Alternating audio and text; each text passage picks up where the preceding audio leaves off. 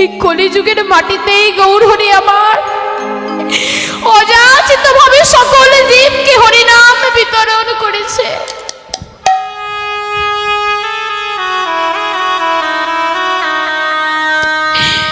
সাধারণ জীবের দাঁড়িয়ে দাঁড়িয়ে হরিনাম বিতরণ করছে, কিন্তু মূর্খ হলে যা হয় বাবা।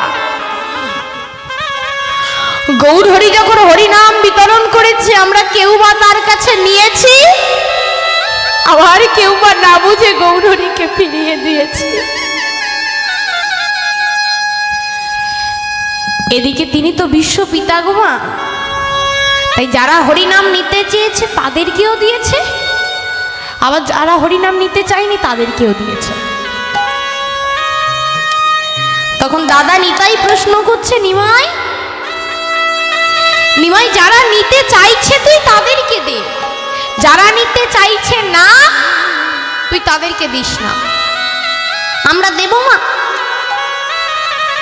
দুটো অচেনা ব্যক্তি বাড়িতে এসেছে, একজন আপনার হাতে জলটা খেতে চাইছে, একজন খেতে চাইছে না। আপনি কাকে জলটা দেবেন? যে নিশ্চয় আপনার কাছে জলটা চাইছে তাকেই দেবে। কিন্তু আমার গৌর হরি বলছে, দাদা গো ওরা বোঝে না, ওরা অবুঝ। তুমি বলো না দাদা, সন্তান যদি অপ্রিয় হয়, সন্তান যদি খারাপ কাজ করে, বাবা মা কি তাকে ফেলে দেবে?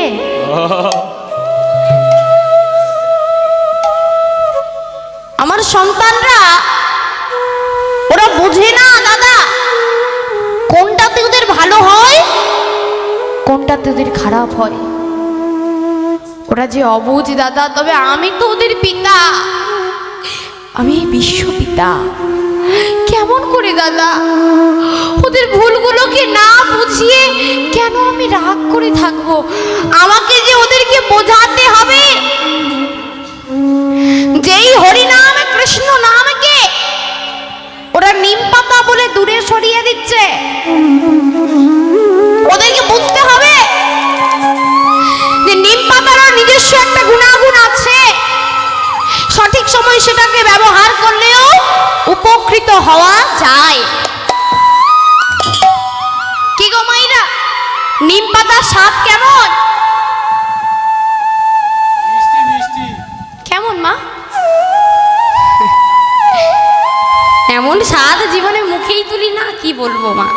তাই তো আমরা নিম পাতা সহজে কেউ গ্রহণ করতে চাই না, অথচ যারা আছে এখানে প্রত্যেকে জানি সেই নিম পাতাকে যদি সঠিক সময়ে সঠিক জায়গায় সঠিকভাবে ব্যবহার করা যায়, তারও একটা গুণাগুণ আছে। যে হরিনামটাকে তোমরা দূরে সরিয়ে দিচ্ছ, যে হরিনামটাকে তোমরা লাঞ্ছিত করে দূরে সরিয়ে দিচ্ছ, মনে রেখো সঠিক সময়ে সঠিকভাবে যদি হরিনামটাকে গ্রহণ করতে পারো না, তাহলে এই হরিনামই যাবে তোমার সঙ্গে শেষের দিনে, আর কেউ যাবে না। হরিনাম কৃষ্ণ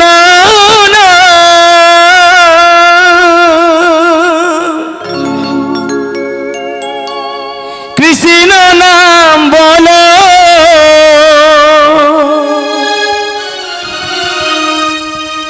কৃষ্ণ নাম মধুর নাম, হরি নাম বলো,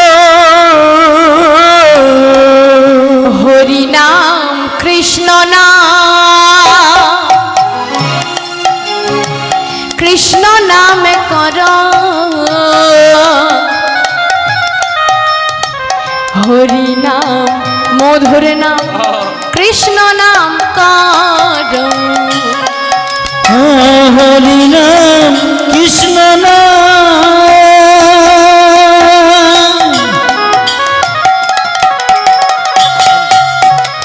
কৃষ্ণ নাম কর,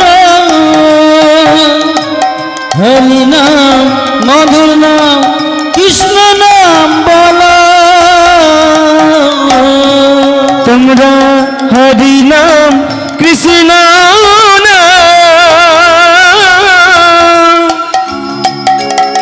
হরি বল হরি বল হরি বল, কৃষ্ণ নাম বলো,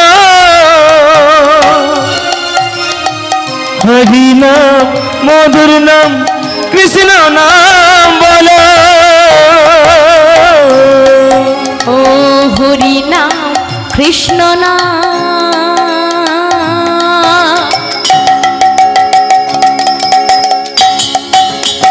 কৃষ্ণ নাম কর,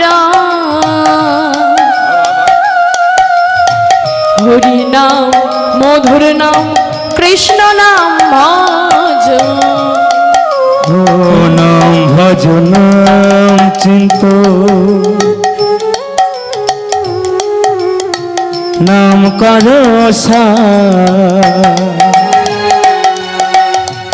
অনন্ত শ্রীকৃষ্ণ নাম মহিমায় অপার। ও নাম ভজ নাম জপ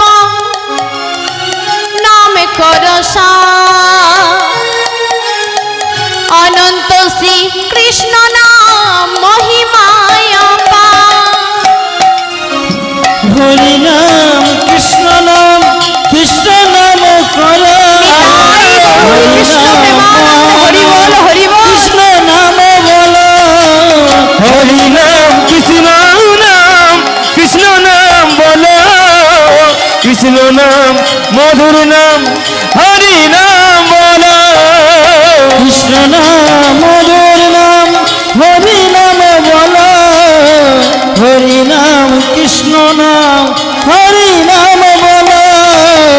হরি নাম কৃষ্ণ নাম মধুর নাম বলো, কৃষ্ণ নাম মধুর নাম হরি নাম বলো।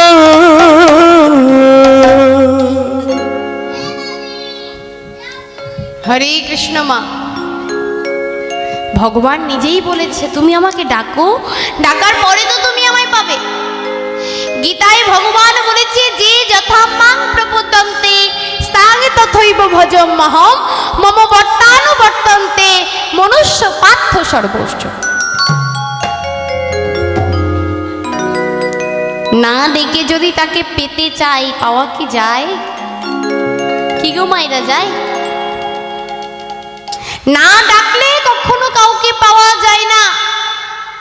তুমি যাকে দূরে সরিয়ে দিচ্ছ না, দিনের শেষে তার কাছেই তোমায় ফিরে যেতে হবে।